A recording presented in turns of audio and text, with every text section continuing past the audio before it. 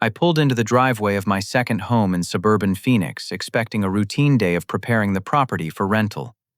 The property management team from Desert Vista Rentals followed behind me in their white van clipboards, ready for the walkthrough inspection.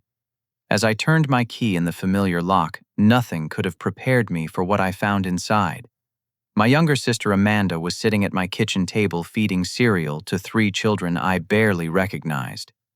When she looked up and saw me, she didn't show an ounce of surprise or shame. Instead, she laughed. "Mom and Dad gave me permission to live here," she said with a smug grin. "If you don't like it, call the police." I pulled out my phone without hesitation and started dialing 911. Her confident expression crumbled instantly. The shock of seeing Amanda in my house was nothing compared to discovering what she had done to the place. As I walked through the rooms with the property management team trailing behind me, my jaw dropped at every turn. The living room walls that I had painted a neutral beige just 2 years ago were now a vibrant turquoise. New light fixtures hung from the ceiling, expensive-looking brass chandeliers that I certainly never installed. The kitchen had been completely renovated with granite countertops and stainless steel appliances that must have cost thousands of dollars. "Who authorized these changes?" asked Linda Martinez, the lead property manager from Desert Vista Rentals. Her voice carried the professional concern of someone who had seen plenty of property disputes, but nothing quite like this. Amanda stood up from the table, her 3 children watching the unfolding drama with wide eyes. The youngest, a girl who couldn't have been older than 6, clutched a stuffed elephant while her older siblings, a boy around 9 and another girl about 12, sat frozen with spoons halfway to their mouths.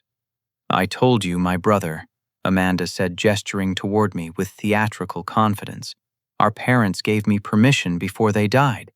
This house belongs to the family, and I have just as much right to be here as Dylan does." She reached into a kitchen drawer and pulled out a folded piece of paper, waving it in front of my face like a victory flag. "See, Mom wrote it all down before the cancer took her. She wanted me and my kids to have a stable home." I grabbed the paper from her hands and examined it carefully. My heart pounded as I read the handwritten note supposedly from our mother, dated just 3 months before her death. The writing was shaky, which could be explained by her illness, but something felt completely wrong about it. "This isn't Mom's handwriting," I said, looking up at Amanda. "And look at this date. She was in hospice care by then and could barely hold a pen, let alone write full sentences." Amanda's face flushed red. "You don't know what you're talking about. She had good days and bad days. This was written on one of her good days." "No, Amanda, this is your handwriting. I've seen your writing enough times to recognize it. You've been forging documents." The property management team exchanged uncomfortable glances. Linda cleared her throat. "Mr. Morrison, if there's a dispute about legal ownership or residency rights, we're going to need to involve law enforcement. This is beyond our scope of property management services." Amanda crossed her arms defiantly. "Go ahead and call the police. I have every right to be here. My kids need a home, and this house was sitting empty anyway. Dylan lives clear across town in his fancy condo. He doesn't need 2 houses while my children and I struggle to find a place to sleep." I looked around the house again, noticing details I had missed in my initial shock. The basement door was propped open, and I could see makeshift bedroom furniture arranged downstairs. Extension cords snaked along the walls, powering space heaters and lamps. The transformation was extensive and clearly took months to complete. "How long have you been living here?" I demanded. Amanda lifted her chin with mock pride. 8 months, and before you ask, yes, I've been paying the utilities. The electric and water bills are in my name now. I've been taking care of this place better than you ever did." The 12-year-old boy at the table suddenly spoke up. "Mom, maybe we should just tell Uncle Dylan the truth." "Shut up, Jake," Amanda snapped. "Adults are talking." But Jake's words hung in the air like a challenge. What truth was he referring to?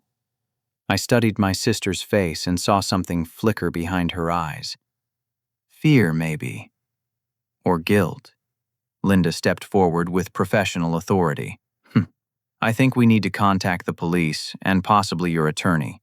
This situation involves potential trespassing, property damage, and document forgery.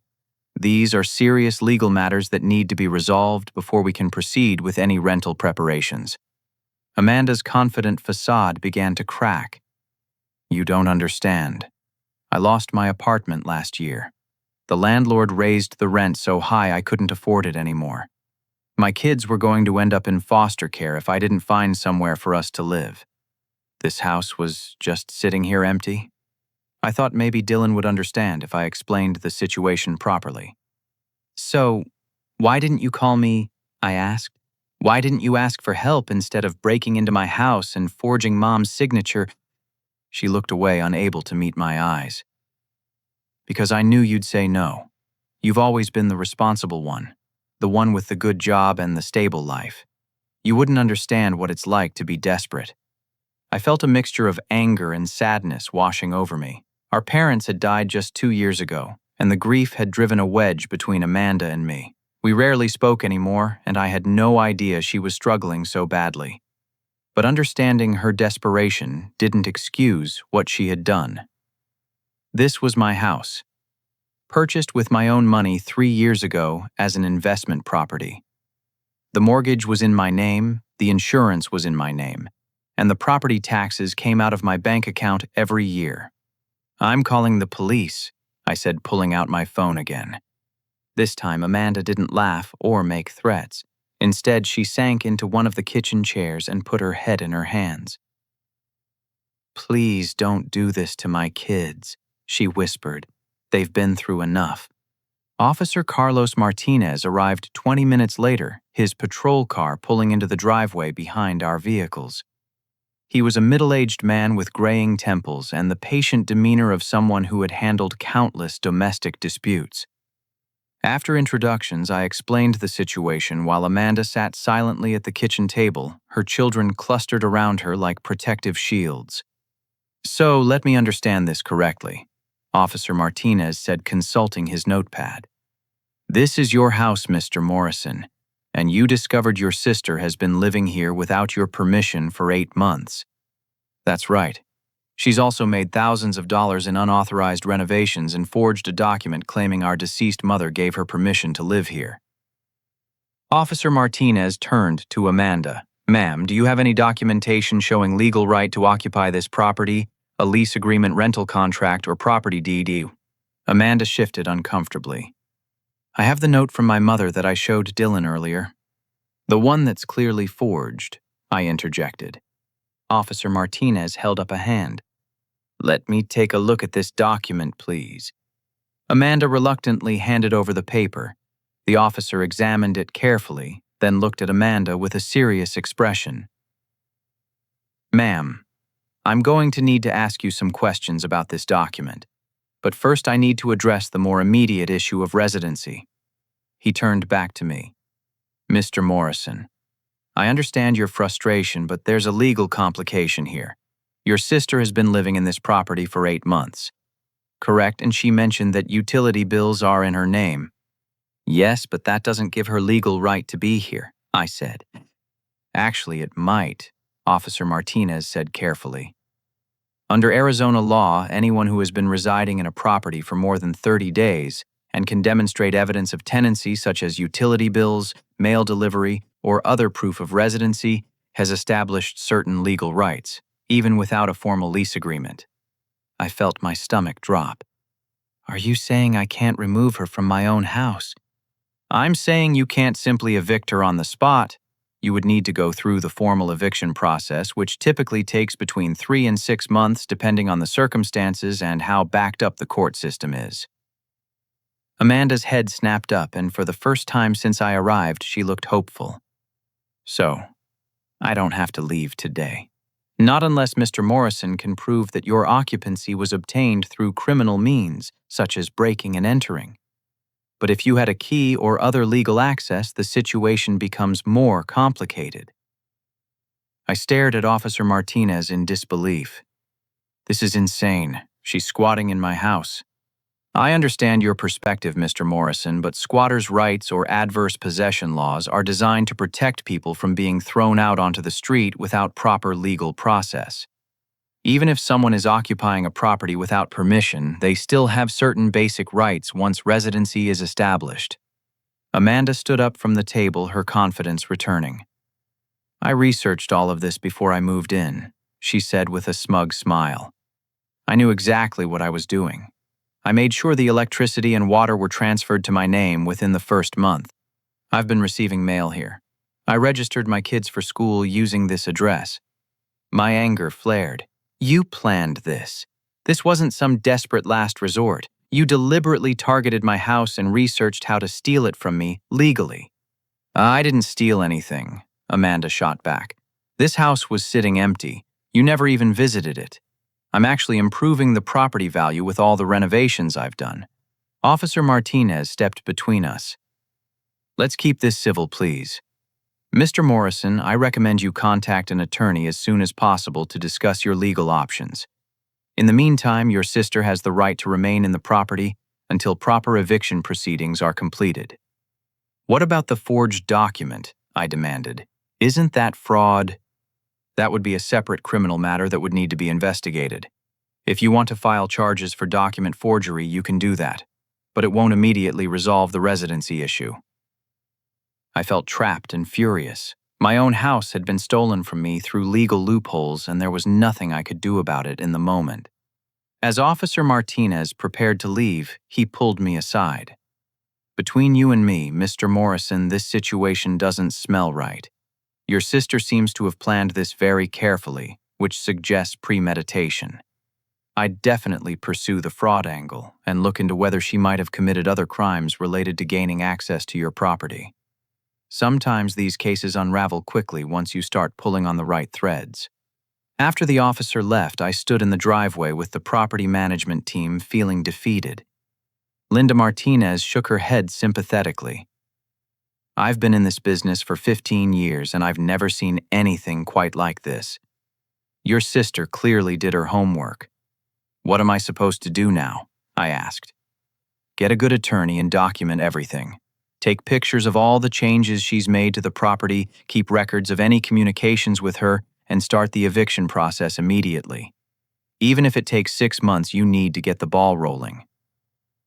As I drove away from the house that was supposed to be mine, I couldn't shake the feeling that Amanda's confident behavior meant she had more tricks up her sleeve. The way she had researched tenant rights and planned her invasion suggested this was just the beginning of a much larger scheme. I also couldn't stop thinking about what her son Jake had said about telling me the truth. What other secrets was Amanda hiding? 3 days later, I arranged a family meeting at my Aunt Carol's house, hoping that having a neutral mediator might help resolve the situation without dragging it through the courts for months. Carol was my mother's younger sister, a retired social worker who had always been the peacekeeper in our family. I arrived at Carol's modest ranch-style home in Scottsdale to find Amanda already there, sitting on the living room couch with her arms crossed defensively. Her children were in the backyard playing on Carol's swing set, safely out of earshot of what I expected to be a heated discussion.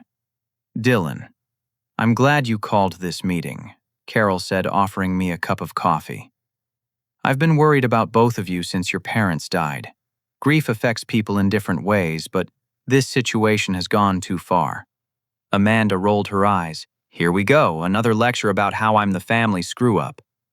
Nobody said that, I replied.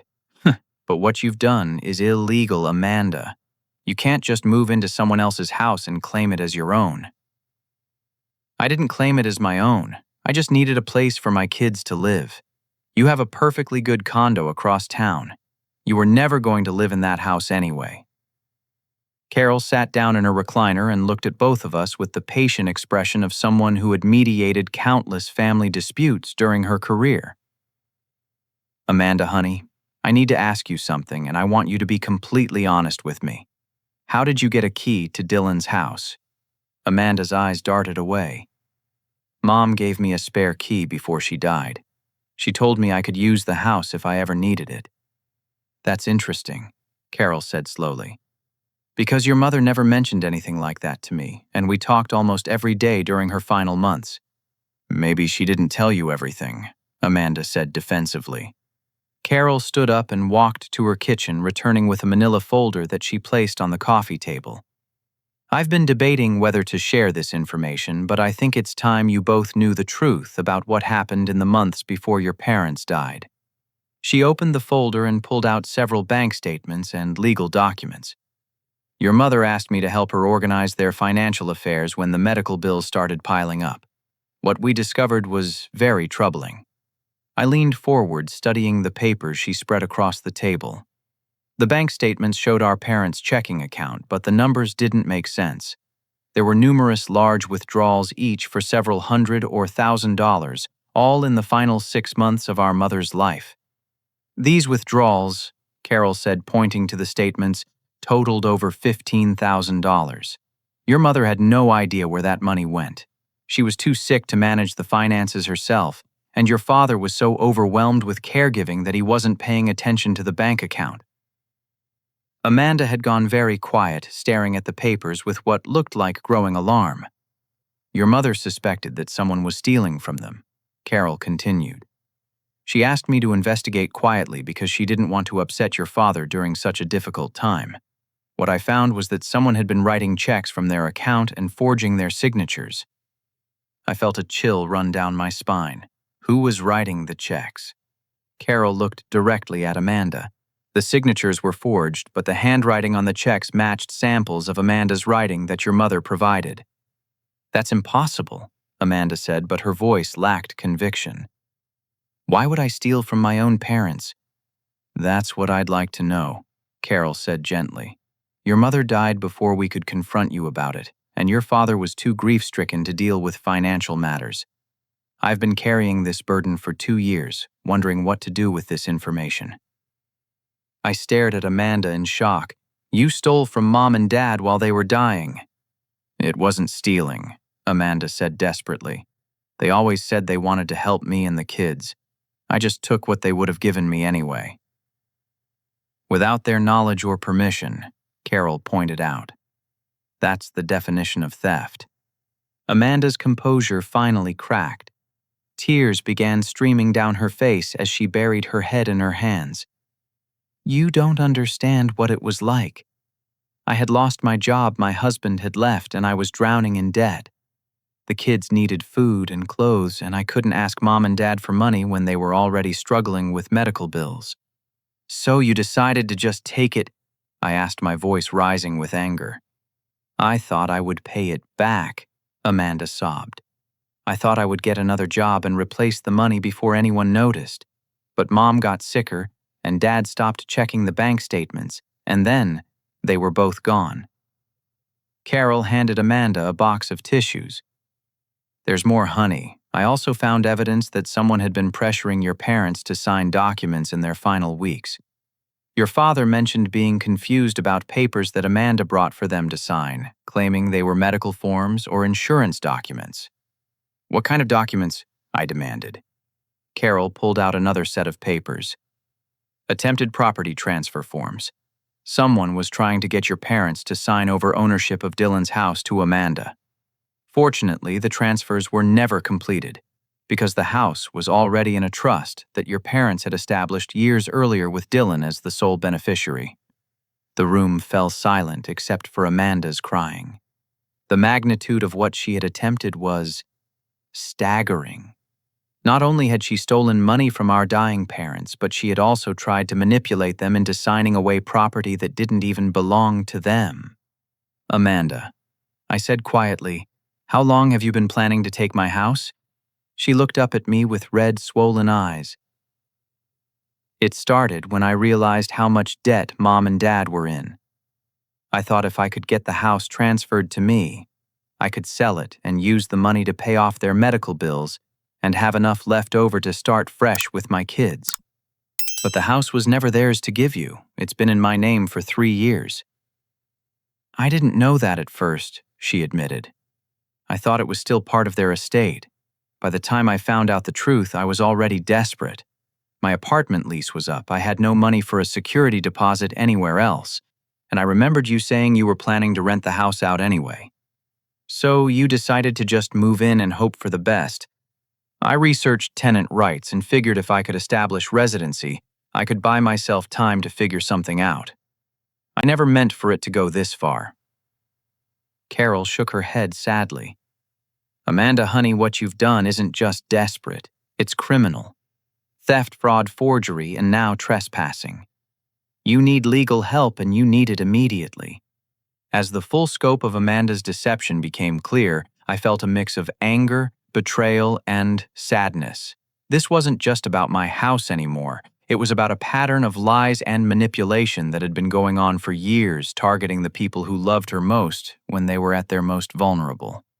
But looking at my sister crying on Carol's couch, I also saw something else.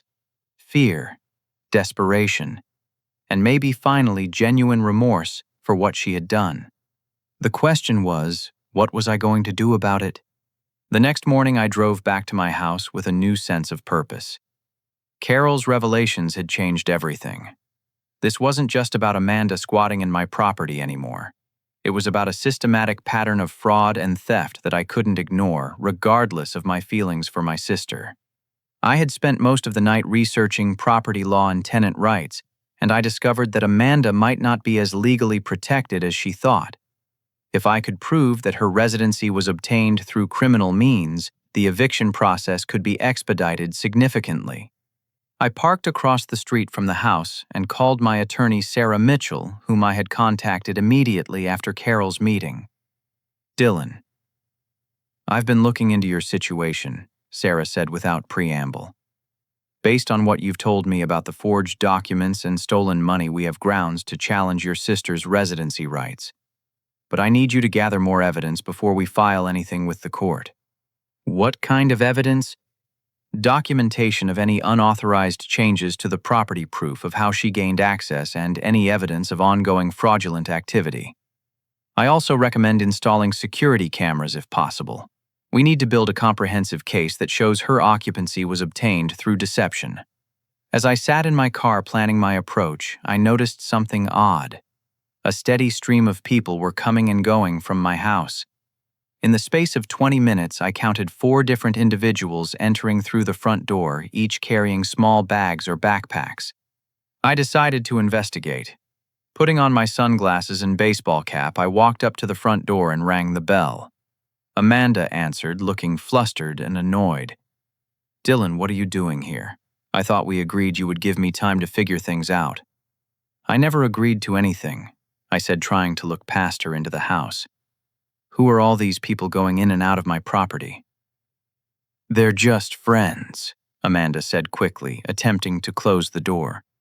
I wedged my foot in the doorway. Amanda, if you're running some kind of business out of my house, that's a violation of residential zoning laws, not to mention another form of fraud. Her face went pale. I don't know what you're talking about. Let me in or I'm calling the police right now. Reluctantly, Amanda stepped aside. As I walked through the house, my suspicions were confirmed. The living room had been converted into a makeshift dormitory with sleeping bags and air mattresses arranged along the walls. The dining room contained several folding tables where people were sitting with laptops and personal belongings. What the hell is this, Amanda? A young man in his 20s looked up from his laptop. Hey, are you the landlord? I was wondering when the Wi-Fi password was going to be fixed. Landlord? I turned to Amanda with growing fury. You're renting out rooms in my house. It's not what it looks like, Amanda said desperately. These people just needed a place to crash for a few days. I was helping them out. For money, I stated. It wasn't a question. The young man stood up, looking confused. I paid Amanda $200 for this week. She said I could stay as long as I needed and that more long-term arrangements were available. I felt my anger reaching a boiling point. Not only had Amanda stolen my house, but she had turned it into an illegal boarding house and was profiting from my property. Everyone needs to leave immediately, I announced to the room. This is my house and none of you have permission to be here. But I paid for the week. the young man protested. Amanda said this was a legitimate rental arrangement. Amanda lied to you, I said. She has no legal authority to rent out rooms in this house. You need to get your belongings and leave, or I'll have you arrested for trespassing. As the unauthorized tenants scrambled to pack their belongings, I pulled Amanda into the kitchen for a private conversation. How long has this been going on? I demanded. A couple of months, she admitted. I needed money for groceries and utilities. I thought if I could just generate enough income to cover the basic expenses, you might be more willing to let me stay. How much money have you made? Amanda hesitated. Maybe $8,000 or $9,000. $8,000 or $9,000. You've been making nearly as much as I do at my regular job by illegally subletting my house. It's not that much when you break it down, she said defensively. Rent, utilities, food for 4 people. The money goes fast. I pulled out my phone and started taking pictures of everything. The sleeping arrangements, the personal belongings scattered throughout the house, and the evidence of commercial activity in what was supposed to be a residential property. Amanda, you've just made this situation 10 times worse. Illegal subletting is a serious crime, especially when you're not the property owner. You're going to face charges for fraud, theft, and now operating an unlicensed boarding house. As the last of the unauthorized tenants left, I noticed something else troubling. Several items in the house appeared to be new and expensive. A large flat-screen television, a gaming console, and high-end furniture that definitely hadn't been there when Amanda first moved in. Where did you get the money for all this stuff? I asked, gesturing around the room. Amanda's eyes darted away. Some of it was donated by friends. Some of it I bought with the rental income. What about this? I pointed to a tablet computer sitting on the kitchen counter. The screen was displaying what looked like insurance claim forms. That's nothing, Amanda said quickly, reaching for the tablet. I got there first and picked it up. As I scrolled through the open applications, my heart sank. Amanda had filed multiple insurance claims on my homeowner's policy, claiming damage from water leaks, break-ins, and other incidents that I was certain had never happened. Amanda, please tell me you didn't file false insurance claims using my policy. The damage was real, she said weakly. The kids accidentally broke some things when we first moved in. I was just trying to fix them without costing you money. These claims total over $12,000. And according to this, you reported a break-in last month that supposedly resulted in stolen electronics. But I can see those same electronics sitting right here in the living room. The scope of Amanda's fraud was becoming staggering. She had stolen money from our parents, forged legal documents, illegally occupied my property, operated an unlicensed rental business, and now committed insurance fraud. Each crime had been calculated and deliberate, not the desperate actions of someone with no other options. I need you to understand something, Amanda, I said, setting down the tablet and looking her directly in the eyes. This isn't just about the house anymore. You've committed serious felonies that could result in years in prison. I can't protect you from this even if I wanted to. For the first time since I had discovered her in my house, Amanda looked truly frightened. Dylan, please. I know I've made mistakes, but my kids need me. If I go to prison, they'll end up in foster care. You should have thought about that before you decided to build a criminal enterprise in my house, I replied. I'm calling the police, the insurance company, and the IRS. If you've been collecting rental income without reporting it, that's tax evasion too. As I walked toward the front door, Amanda grabbed my arm. Wait, there's something else you need to know. Something that might change how you feel about all this. I turned back to face her. What now? I'm not the only one who's been lying to you. I visited my second home to rent it out and found my sister living there with her 3 kids. Amanda's words stopped me in my tracks. What do you mean I'm not the only one who's been lying? She sank down onto the couch, her hands trembling. Dylan, when I started researching how to establish residency here, I discovered some things about your finances that you might not be aware of. My finances? What are you talking about? Someone has been using your identity to apply for credit cards and loans, I found out when I was trying to set up utilities in my name, and the credit check showed all these accounts that I knew you hadn't opened. I felt the blood drain from my face. What accounts? Amanda pulled out a folder from beneath the couch cushions. I printed everything out. I was going to tell you, but then I realized it might actually help my situation if you needed my help to figure out who was doing it. I grabbed the papers from her hands and began scanning through them. Credit card statements, loan applications, and bank records that I had never seen before. Account numbers that weren't mine, but all using my name and social security number. The total debt was staggering, over $30,000 across multiple accounts. When did you discover this? About 3 months ago. I was trying to figure out if I could somehow get the utilities transferred to your name instead of mine, thinking it might help legitimize my residency. But when I ran a credit check using your information, all these red flags came up. My mind was racing. Identity theft was a federal crime, and someone had been systematically destroying my credit rating while I remained completely unaware. Why didn't you tell me immediately?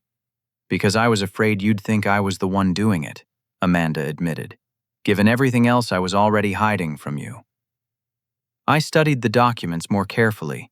The addresses on the accounts were scattered across Phoenix, none of them places I had ever lived. The signatures on the applications were clearly forged, but they were surprisingly good forgeries. Whoever was doing this had practice. Amanda, I need you to be completely honest with me. Do you have any idea who might be responsible for this? She hesitated. Maybe. Remember my ex-husband, Kevin? Vaguely, you divorced him about 3 years ago, right? Right. Well, he had access to a lot of my personal information during our marriage, including family documents that had your social security number on them, insurance forms, tax records, things like that. Are you saying Kevin has been committing identity theft against me? I don't know for sure, but the timing matches up. The first fraudulent account was opened about 2 months after our divorce was finalized, and Kevin always had money problems. He was constantly looking for get-rich-quick schemes and ways to make easy money. I pulled out my phone and started taking pictures of all the documents. This changed everything about my situation with Amanda. If she was telling the truth about discovering the identity theft, then she might actually be a valuable witness rather than just a criminal squatting in my house. I need to call the police and report this, I said. Wait, Amanda said. There's more. More what? More evidence. I've been keeping track of Kevin's activities since I figured out what he might be doing. He's been bragging on social media about his new lifestyle, posting pictures of expensive purchases and trips that there's no way he could afford on his construction worker's salary. She pulled out her phone and showed me Kevin's Facebook page. Sure enough, there were photos of him at expensive restaurants wearing designer clothes and posing next to a new motorcycle. The posts were all dated within the past 6 months. This still doesn't excuse what you've done to my house, I pointed out. I know that. But Dylan, I think Kevin might be planning something bigger. A few weeks ago, he called me and asked strange questions about you. Where you worked, what kind of car you drove, whether you were married. I thought he was just being nosy. But now I think he might be planning to expand his identity theft operation. Before I could respond, my phone rang. The caller ID showed a number I didn't recognize. Hello. Mr. Morrison, this is Jennifer Thompson from Arizona Mutual Insurance. I'm calling regarding several recent claims filed on your homeowner's policy. We need to schedule an inspection of your property as soon as possible. My heart sank. Amanda's insurance fraud was about to catch up with both of us. What kind of inspection? We've received multiple claims totaling over $12,000 in the past 4 months. Our fraud investigation unit needs to verify the reported damages before we can process the payments. I'll need to call you back, I said, ending the call quickly. Amanda had gone pale. Was that about the insurance claims? Yes. They want to inspect the property. Amanda, when they discover that the reported damages never actually happened, you're going to be charged with insurance fraud. Maybe we can fix the damages to match the claims, she suggested desperately. That would just be additional fraud. We'd both go to prison. As I tried to process everything that was happening, my phone rang again. This time, the caller ID showed FBI Phoenix Field Office. Mr. Morrison, this is Special Agent Robert Chen with the FBI's Financial Crimes Unit. We've been investigating a pattern of identity theft cases in the Phoenix area, and your name has come up in our database. We need to speak with you as soon as possible. I felt like the walls were closing in around me. Can you tell me what this is? Regarding, someone has been using your personal information to commit financial fraud across multiple states.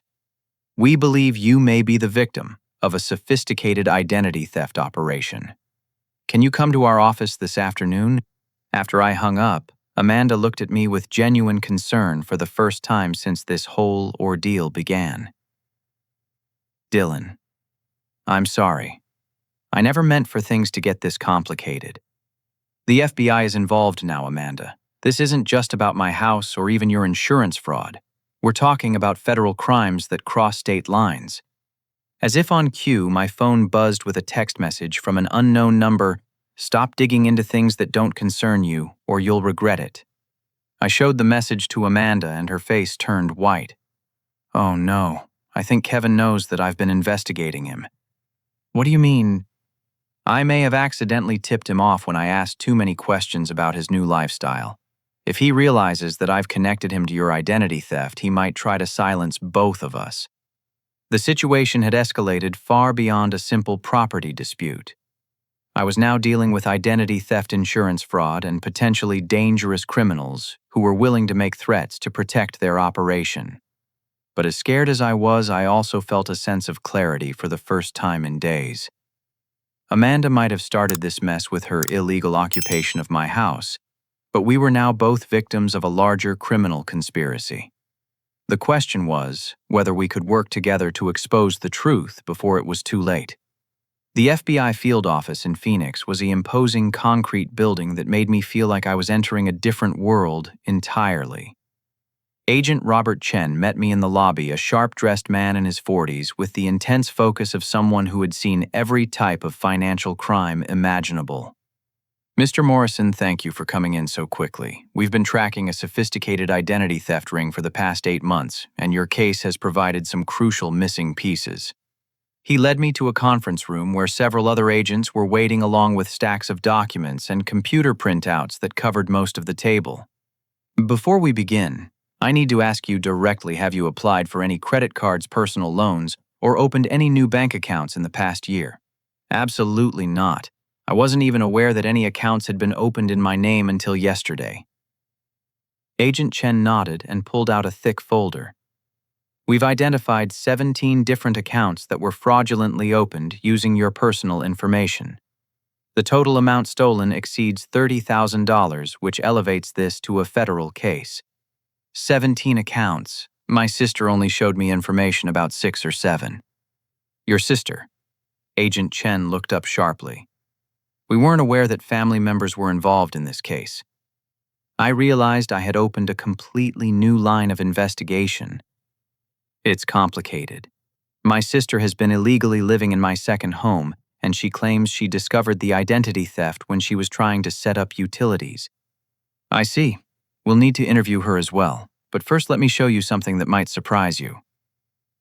Agent Chen pulled out a surveillance photograph that had been taken from a distance. It showed a man I didn't recognize standing at what appeared to be a bank teller window. Do you know this individual? I've never seen him before in my life. This is Kevin Hartley, age 34, currently living in Tempe. He's been using your identity to open accounts at banks across 3 different states. What's interesting is that he seems to have very detailed personal information about you that would be difficult to obtain through normal identity theft methods. My sister mentioned that Kevin is her ex-husband. She thinks he might have had access to family documents during their marriage. Agent Chen exchanged glances with the other agents in the room. That would explain quite a bit. We've been wondering how the perpetrator obtained information like your mother's maiden name, your childhood address, and other security question answers that aren't typically available through public records. There's something else, I said, and I told them about the threatening text message I had received. Agent Chen's expression became very serious. Mr. Morrison, If Kevin Hartley is aware that his operation has been discovered, he may escalate to more desperate measures. We need to move quickly to arrest him before he tries to flee or destroy evidence. What about my sister? She's committed several crimes herself, but she might be a valuable witness against Kevin. We'll evaluate her cooperation level and determine appropriate charges. Identity theft is our primary concern right now, but insurance fraud and illegal occupancy are also serious matters that will need to be addressed. As we were speaking, my phone rang. Amanda's name appeared on the caller ID. "Dylan, you need to come to the house right now," she said, her voice filled with panic. "Kevin is here and he's threatening me and the kids." Agent Chen gestured for me to put the call on speaker. "Amanda, where are you exactly?" I asked. "We're locked in the upstairs bathroom. Kevin broke down the front door about 10 minutes ago. He's demanding that I tell him what information I gave you about his financial activities." "Ma'am, this is Special Agent Chen with the FBI. We're going to dispatch units to your location immediately. Stay on the line and keep the door locked." "The FBI?" Amanda sounded shocked. "Dylan, what have you gotten us into?" "Kevin has been committing identity theft using my personal information," I explained quickly. "The FBI has been investigating him for months." I could hear Kevin's voice in the background shouting and banging on what sounded like a door. "Amanda, I know you're in there. You need to fix this mess you've created, or your kids are going to suffer for it." Agent Chen was already coordinating with other agents and local police. "Units are en route. ETA is 6 minutes. Dylan," Amanda said, crying now, "I need to tell you something. Kevin didn't just steal your identity. He's been coaching me on how to take over your house. The whole residency rights thing, the forged documents, even the insurance claims. It was all his idea." I felt like I had been punched in the stomach. "You've been working with him this entire time." "Not working with him exactly. He was blackmailing me. He said if I didn't cooperate with his plan to get control of your house, he would make sure I lost custody of my kids. He had evidence of the money I took from Mom and Dad, and he threatened to turn me in unless I helped him." Agent Chen leaned toward the phone. "Ma'am, what was Kevin's ultimate plan regarding the house?" "He wanted me to establish legal residency so that he could move in as my boyfriend and start using the address for more identity theft operations. He said having a stable address that appeared legitimate would make it easier to open accounts and avoid detection." The pieces were finally falling into place. Kevin hadn't just been stealing my identity for financial gain. He had been planning to steal my house as well, using Amanda as his unwitting accomplice. "There's more," Amanda continued. "Kevin has been filing false police reports too. He called the police yesterday and claimed that you had been threatening me and the kids. He was hoping to get a restraining order that would keep you away from the house." "Ma'am," Agent Chen interrupted, "we need you to stay quiet now. Our units are approaching the house and we don't want Kevin to realize that law enforcement is involved until we have him in custody." The line went silent except for the sound of Kevin continuing to shout and bang on the bathroom door. After what felt like an eternity, we heard the unmistakable sounds of a police entry, shouting voices, heavy footsteps, and Kevin's voice suddenly changing from aggressive to panicked. "Federal agents, get on the ground now." There was a brief scuffle, more shouting, and then relative quiet. "Ma'am, this is Officer Rodriguez with Phoenix PD. You and the children can come out now. The suspect is in custody." Amanda's voice was shaky with relief. Thank you so much." Agent Chen smiled for the first time since I had met him. "Mr. Morrison, I think we just wrapped up one of our most complicated identity theft cases. Your sister's cooperation is going to be crucial in building a solid case against Kevin Hartley. What happens to Amanda now?" "That will depend on several factors. Her level of cooperation, the extent of her own criminal activity, and whether we believe she was primarily a victim of coercion or a willing participant in the scheme." As we prepared to leave the FBI building, Agent Chen handed me his business card. "This case is far from over. Kevin Hartley has been running this operation for years, and we believe there may be dozens of other victims. Your sister's testimony could help us shut down a major financial crime ring." Driving toward my house, I felt a mixture of relief, anger, and exhaustion. The truth was finally coming out, but the damage to my life, my property, and my family relationships would take a long time to repair. Most importantly, I still didn't know if I could ever trust Amanda again, despite her claims that she had been coerced into cooperating with Kevin's scheme. 6 months later, I stood in the same kitchen where this entire ordeal had begun, but the house looked completely different. The walls had been repainted to their original neutral colors. The unauthorized fixtures had been removed, and the property was finally ready for legitimate tenants. Kevin Hartley had been sentenced to 8 years in federal prison for identity theft fraud and criminal conspiracy. The FBI investigation had uncovered 17 different victims across 4 states with total damages exceeding $200,000.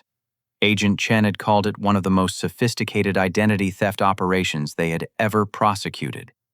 Amanda's case had been more complicated. After weeks of negotiations between prosecutors, her attorney, and federal investigators, she had agreed to a plea bargain that included 18 months of supervised probation, mandatory participation in a gambling addiction treatment program, and full restitution of the money she had stolen and the damages she had caused. The gambling addiction revelation had come as a complete surprise to everyone, including Amanda herself. During the FBI investigation, it became clear that Amanda's financial desperation hadn't just been due to unemployment and divorce. She had been struggling with a severe gambling problem that had consumed her savings, destroyed her credit, and left her vulnerable to Kevin's manipulation. "I never thought of it as an addiction," Amanda had told me during one of our family therapy sessions. "I thought it was just a way to try to win enough money to solve my problems. But every time I lost, the problems got bigger and I became more desperate to find a solution." The therapy sessions had been Dr. Patricia Williams' idea. Dr. Williams was a family counselor who specialized in helping families recover from financial crimes and addiction. She had explained that Amanda's willingness to participate in Kevin's scheme wasn't just greed or malice, but a desperate attempt to escape the consequences of her gambling addiction. Gambling addiction often leads to what we call criminal thinking, Dr. Williams had explained during our 3rd session. The addiction creates such overwhelming financial pressure that normally honest people convince themselves that illegal activities are justified as temporary solutions. Learning about Amanda's addiction hadn't excused her crimes, but it had helped me understand how my responsible, loving sister had transformed into someone capable of such elaborate deception. It had also made me realize that punishment alone wouldn't solve the underlying problems that had created this situation. Today, Amanda was completing her 6th month of treatment at the Phoenix Gambling Recovery Center. Her children were staying with our Aunt Carol during the week and spending weekends with Amanda in a transitional housing facility that specialized in helping families rebuild after financial crimes. "How are Jake, Emma, and Sophie adjusting?" I asked Amanda as we sat in the restored living room. "Better than I expected," she replied. "Jake has been the most resilient. He told me last week that he's proud of me for getting help and that he's not angry anymore about having to change schools." "And how are you doing with the treatment program?" Amanda smiled, and for the first time in years, it looked genuine. "It's the hardest thing I've ever done, but also the most hopeful I've felt since the kids were born. I'm learning that the gambling wasn't just about money. It was about trying to escape feelings of inadequacy and fear that I never knew how to handle properly. The restitution payments must be difficult on your budget." "They are, but I'm managing. I found a job at a nonprofit organization that helps other families dealing with financial crimes. It doesn't pay much, but the work feels meaningful and my supervisor understands my situation." I had been impressed by Amanda's commitment to making amends. In addition to the court-ordered restitution, she had voluntarily returned every piece of furniture and equipment she had purchased with stolen money, and she had worked with my insurance company to correct all the fraudulent claims she had filed. "Dylan, I know I can never fully repair the damage I caused," Amanda said, "but I want you to know that I think about it every day, and I'm committed to spending the rest of my life proving that I'm not the person who did those things to you and our parents." "I believe you," I said, and I meant it. "But it's going to take time to rebuild trust." "I understand." Dr. Williams says that's normal and healthy. She also says that you've been incredibly generous in how you've handled this situation. That was true. After long discussions with my attorney agent Chen and Dr. Williams, I had made several decisions that surprised even myself. Instead of suing Amanda for additional damages beyond what the court had ordered, I had chosen to convert my second home into transitional housing for families recovering from financial crimes and addiction. Amanda's children would always have a safe place to stay when visiting her, and other families in similar situations would have access to affordable, stable housing while they rebuilt their lives. The rental income from the legitimate tenants would cover the mortgage and maintenance costs, while any additional profit would go to supporting the Phoenix Gambling Recovery Center and other addiction treatment programs. I have something to tell you, Amanda said. Next month, I'm going to start speaking at Gamblers Anonymous meetings about how addiction can lead to financial crimes against family members. Dr. Williams thinks sharing my story might help other people recognize the warning signs before they destroy their relationships like I did. That takes courage. It does, but I owe it to other families. If one person hears my story and gets help before they steal from their parents or put their children through what I put Jake, Emma, and Sophie through, then maybe some good will come from all this pain. As Amanda prepared to leave, she handed me an envelope. This is the first letter I wrote to you in treatment, explaining everything I did and why I did it. Dr. Williams suggested I share it with you when I felt ready. I want you to read it when you have time to process it properly. After Amanda left, I sat in the quiet house and opened the letter. It was 12 pages long, written in Amanda's careful handwriting, and it detailed not just her crimes, but the emotional journey that had led to them. Reading it, I felt a deep sadness for the pain my sister had been carrying alone for so long, and a profound gratitude that we had both survived this experience with our family relationship intact. The letter ended with these words: "Dylan, I know that forgiveness has to be earned, not just requested.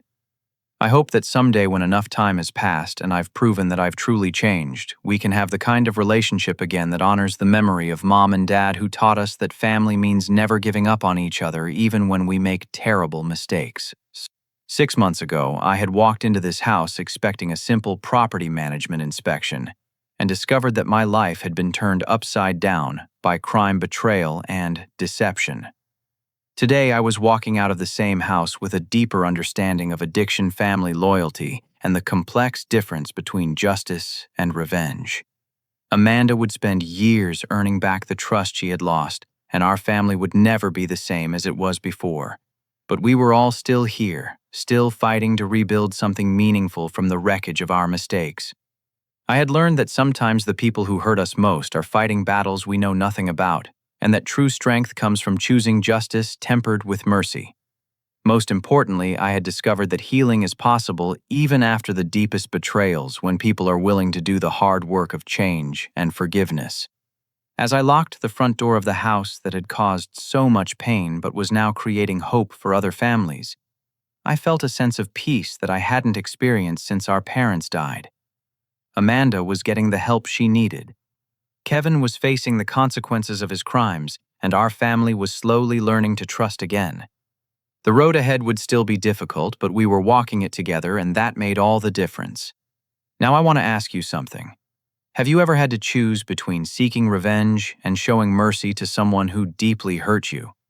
How do you find the balance between holding people accountable for their actions while still offering them a chance at redemption? I'd love to hear your thoughts in the comments below. If this story touched you or made you think about forgiveness and family relationships in a new way, please like this video and share it with others who might need to hear this message. And don't forget to subscribe to the channel for more stories about real people facing difficult choices and finding their way through life's biggest challenges. Thank you for taking this journey with me, and remember, no matter how broken a situation seems, there's always hope for healing when people are willing to do the work.